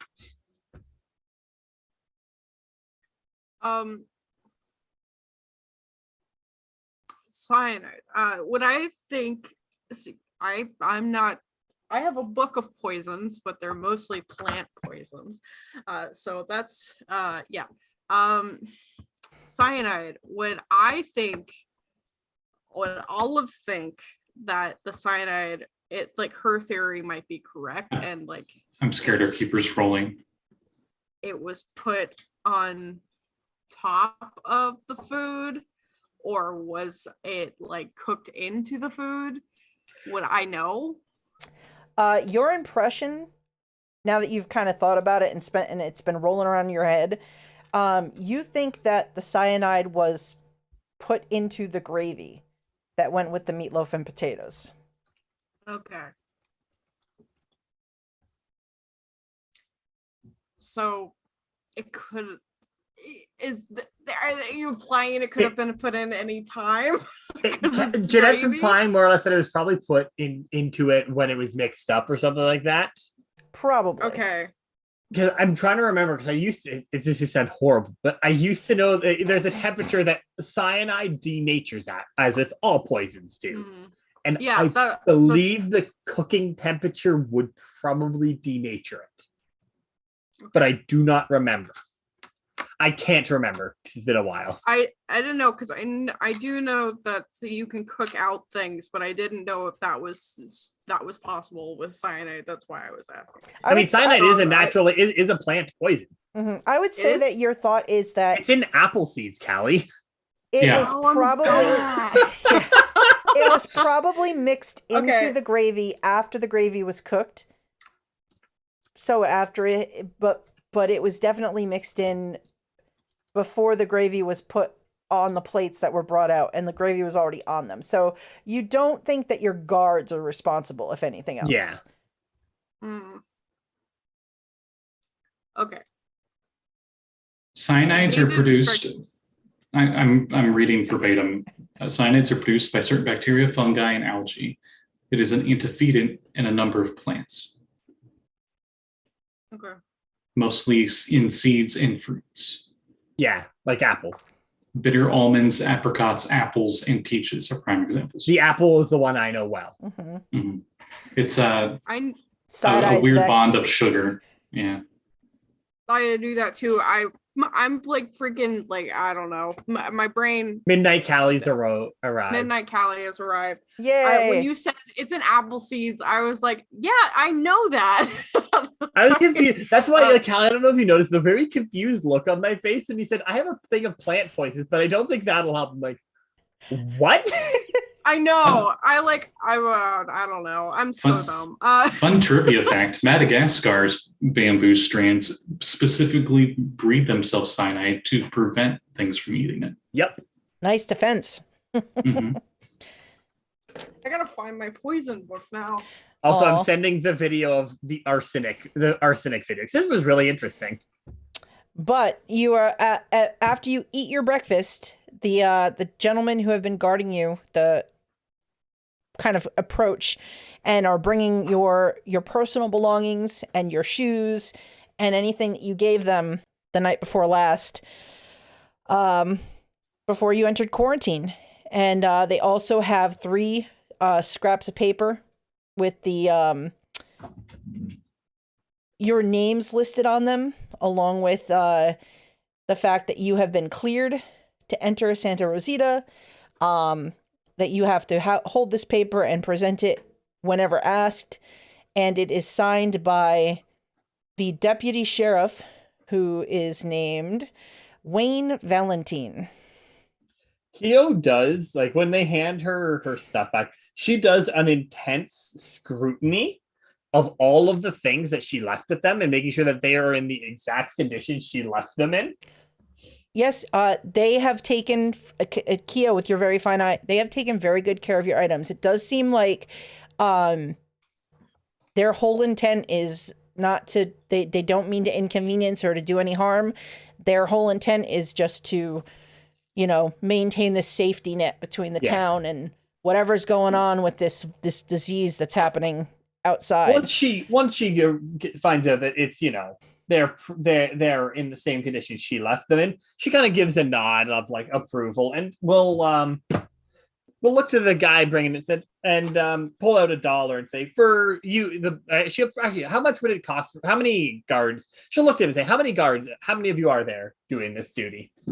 Well, in all, there's a bunch of us kind of take shifts. There's, it's usually just like, I bartend at the saloon regularly. So there's maybe like 20 of us that sort of switch off. How much for a round for all of you? Couple dollars. She'll hand him a couple of dollars and treat them when next time they're in for good care and doing good work. Thank you very much. Thank you. And just take it easy in town.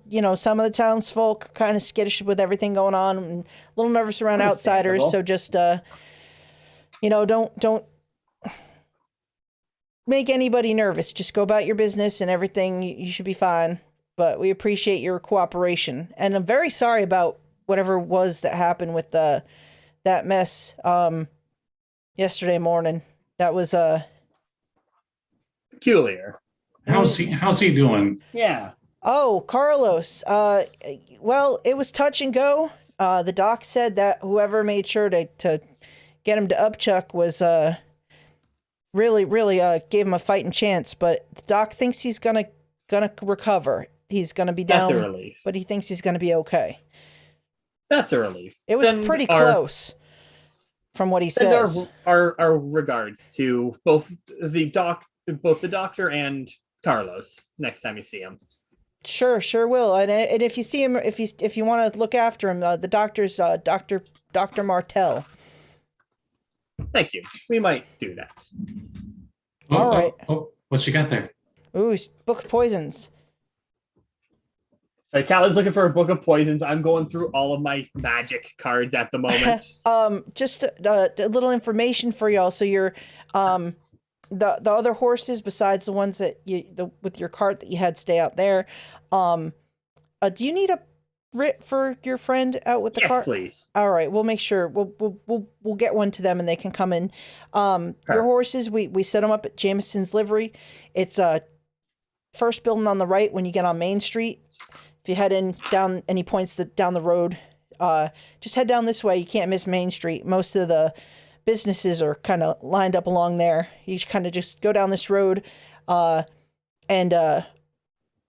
it's kind of the first main left, and the livery's on the right. If you're looking for the deputy sheriff, it's a couple blocks up on the right-hand side. For any reason, there's general store. We got a butcher shop, got a couple saloons. If you're looking for a place to stay, the Silver Dollar Guest House has some rooms they rent and they provide food morning and night with your room. Got a grocery. You can't miss the First Baptist Church. You can see the big white steeple from here, and he points. We got a blacksmith if you need any work from there. Got the feed shop, but that's more for like bigger business stuff. But I mean, if you're looking for that, and if you don't want to keep your horses at Jameson's, I mean, it's the nicer of the liveries in town, but there's also Ward's Livery Stable, which is a little bit further down Main Street, actually on the other side of town. We got the boutique and we got the tailor and the laundry if you need anything like that. But yeah, everything pretty much, if you need it, you can either find it on Main Street or just ask somebody and they can point you in the right direction. I will do that. Thank you very much. You've been nothing but helpful. All right. Well, good luck to y'all, and have a nice day in Santa Rosita. Thank you kindly. He nods. We were coming in from the north. So you're coming in. Where you were staying in is kind of on the road, sort of to the northeast. You were kind of led across, and that's where this. I think it's actually this one. It's this refurbished cabin where you're staying. Like, it's the only building kind of set on the northeast of town, so you can just kind of head in along the main road and come onto Main Street. So from over here, if Yep. you're on Roll20. Yep. Okay. Well, I definitely know where I'm heading, and it is the place I came here for, the Victoria Saloon. Woohoo! Number 9 on the map if you have Roll20 on, which is the other side of town. It is about to the other side of town, so. And how about Olive and Kiyo? Kiyo's gonna first wait for the writ for her carriage driver. And do you, so Claude, are you heading off on your own and leaving the ladies to kind of do their thing? You ladies will be fine by yourselves, right? I mean, you have been. Kiyo just kind of flashes Claudius in. Will you be okay on your own? I was gonna ask the same thing. Yeah, well, we'll know where to find me. And he like tilts his hat back and he starts heading over there. All right. As he splits the party and we all die. You say we all. I'm sure you mean okay. Claude. Olive dies, and then Claude dies just because he's by himself. So Kiyo is waiting, and it's not long before the Rick comes. Olive, how about you? Do you wait with Kiyo, or are you gonna go venture into Santa Rosita and look for something for yourself? Santa Rosita, country mama. I'm gonna stay with Kiyo. Also, I would just like to say I have read this book, and apparently cyanide is not in it. So, I mean, I'm was sure right actually, in saying it's not gonna help. I'm going to make an assumption. The reason why it's probably not in there is because while cyanide is naturally occurring, it's very hard to poison someone with cyanide. Mm-hmm. In its naturally occurring form. You usually have to distill it, right? Yeah, this is mainly somebody has to make some effort then, huh? Yeah. This is mainly just like the actual plants and stuff. I don't know, it's a nice book. I bought it when I was playing Jamie because Jamie really likes poisons. I don't have a poison. What to know about poisons. I just Kelly is not a femme fatale. Not a femme fatale. No. I mean, let's be honest. The person who has to worry about that is in the game right now. So side eye, Scotty.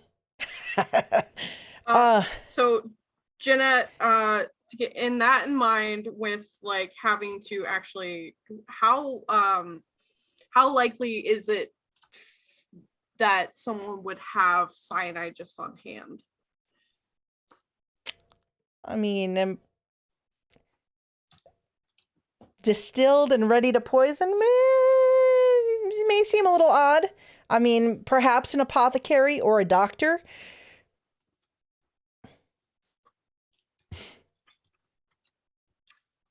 Viola. She's been shadowing you this whole time. Yeah. Just waiting to fucking cyanide us because we've been doing too much drinking when we should have been resting. I'll teach them taking risks. I warned them not to. This will teach them for ignoring my concussion protocol. But I will ask. Yeah. So Olive and Kiyo, where once you're able to you get your writs and you're all ready to go in, and Claude is on his way and wandered into town ahead. Where are you two headed in town? First, probably the stable to drop off the carriage. Fair enough. And that's very kind of straightforward. Nick Jameson runs the livery.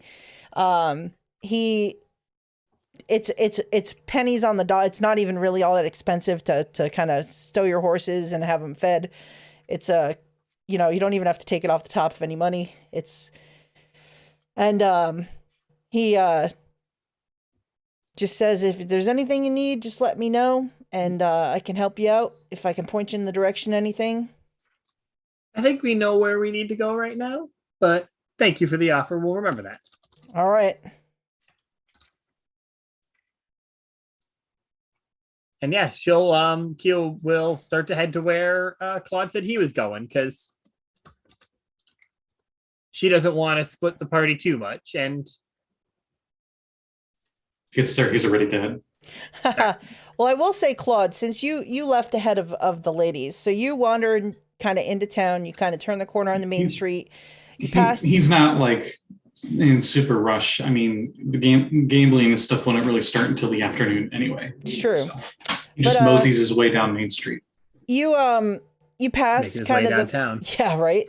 You pass the feed store. You pass the big Baptist church with the large white steeple. You kind of pass by, and you notice the Green River Saloon as you pass, and you also notice next door to it a tailor shop, Hearst Tailoring. There's also the deputy sheriff's office. And as you're passing the sheriff's office on the right, you kind of look to your left and you see this this little sort of restaurant front, and the sign says Ma Richards Restaurant, which definitely rings a bell because Ma Richards is apparently where the meat and potatoes came from that brought a little extra something to breakfast yesterday morning. The extra spice. I'm moseying down Main Street, and I noticed that. I head in and park my roach equivalent horse, and go check the place out. All right. When you do, it's sort of like mid-morning at this point. Mm-hmm. And but there are still a few people inside, like having a meal, and this woman kind of comes out from the kitchen, puts down a couple plates, gives you a big smile, and says, "Well, hey, honey, welcome to Ma's. I'm Ma. How can I help you?" Howdy, ma'am. What else would I know from her? She look like, pardon me, but like, does she look like she's really stressed? Most of the time, does she look like she's burly, like she does a lot of workout? What kind of age category is she? That kind of just basic stuff. And so what am I rolling? Roll me a psychology roll for kind of like her maybe mindset or like if she seems stressed or anything. But she probably is in her late 30s, little heavy set, friendly smile, looks, kind of just seems friendly. Like when she put the plates down with the other customers, that there was a little bit of a quick back and forth banter. You don't get a read that she's stressed out or anything like that. She seems comfortable in this kind of like forward role as far as like serving and delivering, and otherwise kind of a happy disposition. Hi, just came into town. Thought I would get food a little bit more fresh. What can I get for you? How do you cook your eggs normally? Oh, well, I mean, we could do them sunny side up, over easy. I could do I'll have sunny side up with toast then. All right. And she scribbles it down and walks away into the kitchen. Just so I don't make you have to actually try to list as many possible ways to cook eggs as you can think of. I was ready. No, I was going with scrambled and maybe eggs. I was ready. I had a list. And we're doing second edition D&D. We have a literal restaurant menu. Yep. So she'll disappear into the kitchen, and you hear her as the door to the kitchen opens. You see there's a couple of other people inside working, and she kind of quickly gives your order and goes and collects a couple more plates and brings them out. I keep an eye out on the other workers specifically. Would I not be able to see into the kitchen at all or anything like that? You can make a spot roll if you kind of want to, put yourself in a position to get a view of the kitchen when the door opens and closes. Sure, because if what Olive said is right, somebody had to put it into our food somewhere. And hopefully it's not anyone working here, but you never know. Spot hidden. Mm-hmm. Rip. Yep. So you're kind of trying to pay attention and look in, but the door, like, it opens and closes, and you just can only get the read that maybe it's just a busy little kitchen. Doesn't seem like anything out of sorts is going on. Olive and Kiyo, why don't you roll me spot checks as you meander into town, heading in the direction that Claude went before you. Can I use one of my advantage rolls and re-roll again? I mean, this isn't that important for you to burn that on, I would say. Okay. I definitely failed my roll though. I have an 80 and I need to get a 30. Yeah, I got an 80 and I needed a 50.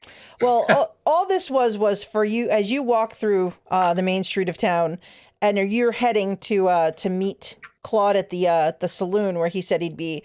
You miss the fact that you sort of both walk by and miss the moment where Claude was kind of in a seat where you could have seen him through a window, but at that moment he tried to kind of lean forward and look into the kitchen, and the two of you just kind of continue past, not realizing Claude is stopping. Though I will say that you do notice as you're passing it, the sign for Ma's restaurant, Ma Richard's restaurant. And it does kind of at least draw both your attention for the breakfast incident.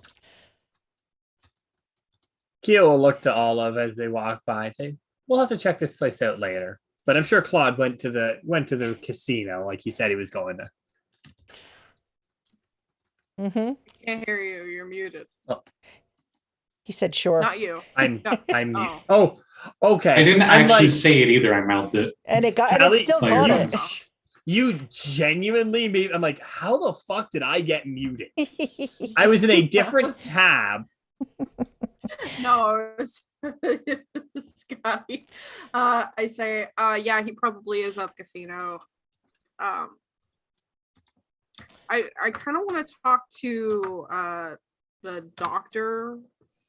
if We can that's stop there on the possible. way then. The doctor, eh? Mhm. All right. So the doctor. Doctor. So you walk up, you pass Ma's restaurant and you continue walking. And about a block further on, you see Dr. Martell's surgery. You can see that it looks like the front portion of the building is the doctor's offices space, maybe like his surgery and his front office. But there's a section of it on the back that it looks like is probably his house. So it looks like he both lives and works out of his home. Also, I just want to say, for remembering for next time, Mm-hmm. I put my paper that says that I was quarantined in my bra, so I remember where. Okay, it so Claude's is. got his on his arm. Yours is in your bra. Kiyo, where's yours? She's got it nicely folded and put into a pocket. Excellent. So as you walk down, and Olive, you note the doctor's office, and you kind of turn into direction of it, wanting to go and speak to him.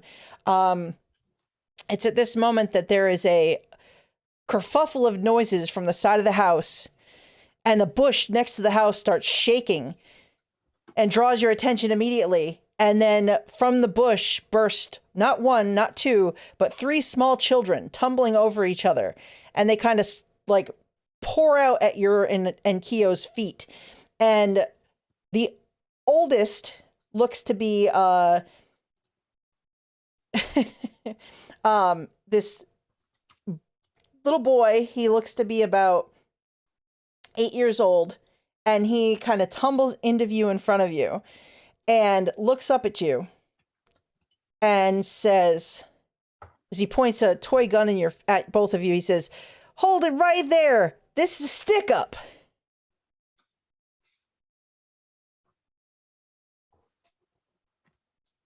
The littlest is another little boy, and then he looks to be about 6.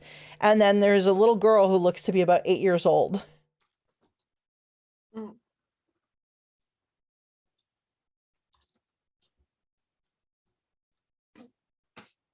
Kiyo will look down at the boy, kind of cock an eyebrow.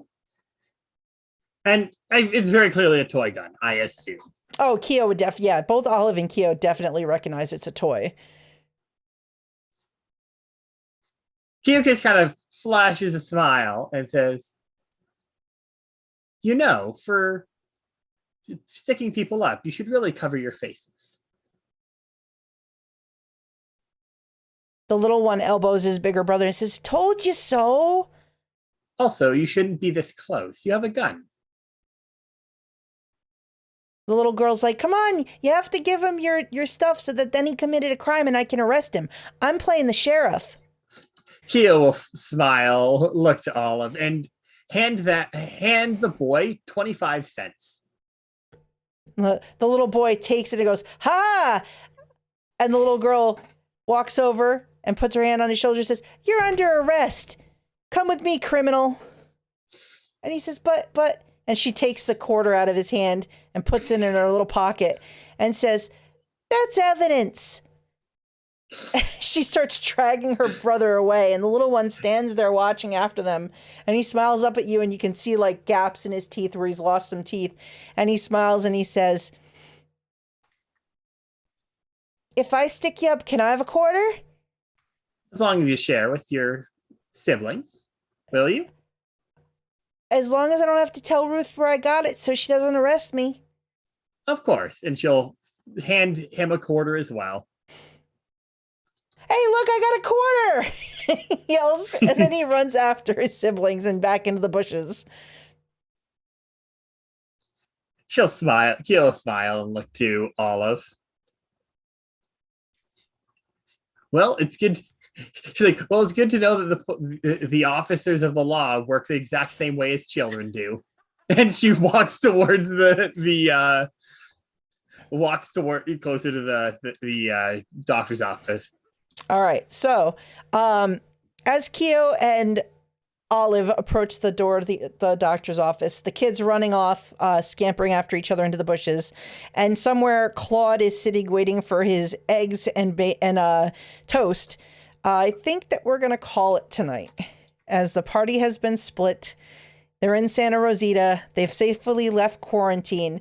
They safely survived a poisoning attempt by an unknown party or parties. And who knows what will happen next time. I would have been really annoyed if that would have been the first damage Kiyo would have taken, was getting poisoned. I was like thinking that too when I was planning for this session. I'm like, oh my gosh, like Kiyo has gone this whole game without, and if, oh man, I don't even know. She's dodged bullets. She can't dodge poison. But apparently she can, because everyone was paying very close attention and saved Carlos's life in the process. Good job, Also team. made 2 kids 50 cents richer. Indeed. Or 3 kids 50 cents richer. Well, that's if Ruth shares. And also gave them, some great life advice. It's true. It's very true. You've given them a little bit of. It was like a free consultation for their future. Of course. But yeah, so we will fade out there, as it is about 9:30. We went a little bit over, but we started a little late. So why don't we go around and do some plugs? And Vex, how about you? Well, you can find me on my Twitter at VexyHexy. You can also find me on my Twitch account, Fractured Moon D&D, where Kelly will say one of the games. But next week on Thursday, we have Saffron Academy. And this week on Sunday, starting at 12:30 is for the first game, and 3 o'clock for the second is Starfall Academy and Union Academy. Come check those games out. They're a blast. That's it for me. Excellent. And how about you, Callie? Hello, I'm Callie, Cap Callie on Twitter. You can find me there. I'll probably post art. I did a really nice art the other day, and I might post it.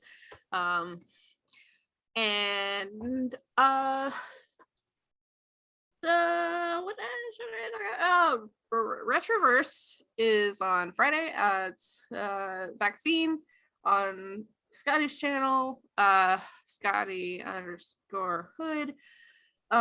It's gonna be after a 6-month time skip. We're finally there. And I don't know what my characters, well, I know what one of them has been doing, but I don't know what the other one has been doing, so I'll figure it out in the next few days. Also, next week on Tuesday, opposite of this game on Vex's channel that she already talked about, is the game I run. It's called Unwritten. Vex is in it, and it's about fairy tales, and Jeanette was in it too a few weeks ago. It's about fairy tales and about people just trying to find their happily ever after, if they ever get to it. I don't know. They got about a year left, a few months left. One of the characters punched a nerd last time and just blew my freaking socks off because I wasn't expecting that to happen. That was great. And there was a lot of, and it wasn't me. moments. It was not me. I know. It was the person I least expected to punch a nerd. It's always the one you least expect, Callie. It's always the quiet one. Exactly. But yeah. There was a lot of quiet moments Also, where we some talked about our bullying of a feelings. prince. Yes, Aya went bullied a fucking prince. ham. Holy As soon crap. as I introduced him and kind She of made fucking him just roasted him at all costs. It was brutal and amazing. it was very brutal. I don't think he was expecting that. I wasn't expecting that. They just like that entire game. Everyone always just like I love that game so much because It is a blast. It's great, and I can't wait Smoke to see him what at all happens next. costs. Anyway, that's it for me. Also, speaking of Callie's art, the character art on this stream was done by Callie, just so you all know. And how about you, Scotty? Well, you can find me over at Scotty Hood, Scotty with a Y_H00D over on Twitch. Tomorrow, we're actually going to be continuing our 5th edition Dungeons and Dragons game that takes place up in Icewind Dale. That is Rhyme with a Frostmaiden adventure that came out a few months back. The group went to confront a bunch of underdark dwarves called Drugar. And when they got there, it turned out that the Drugar's super weapon that they were making is some kind of big mechanical dragon, was done and is on its way to fly into 10 towns to wreak havoc. And now the party has a difficult decision to make. Are they going to stay at this fortress and try to finish what they started? Or are they going to try to hurry back and try to save 10 towns from the horrible fate flying towards them? We'll see tomorrow. Hopefully they are successful. Thank you all. And I'm Jeanette. Hi. You can find me here every other Sunday at 4:30 p.m. Eastern Time for Skull and Shackles D&D 5e Adventure, and every other Tuesday at 7 p.m. Eastern Time for this game. Also, you can find me on Scotty's channel on Saturday evenings at 7 p.m. every other week for Ghost of Saltmarsh, and pretty much every Saturday at 3 p.m. on Scotty's channel. We play a little bit of Chaos Crew D&D, where a few of us might be there and might have guest starred there and just, hang out in general and have some fun and create havoc. But thank you all for joining us. Thank you for those who catch up with our adventures later. Thank you to the players for hanging in there. Hopefully at some point, Dr. Viola Markward makes an appearance. Who knows? Maybe she is the sneaky one in the background doing things. Maybe she isn't. But until then, we miss you, Vivacia, and hopefully you're doing well. And everybody take care, have a good week, and catch up on some other games during the course of the week. And we'll see you soon. Bye. Stay warm. Bye.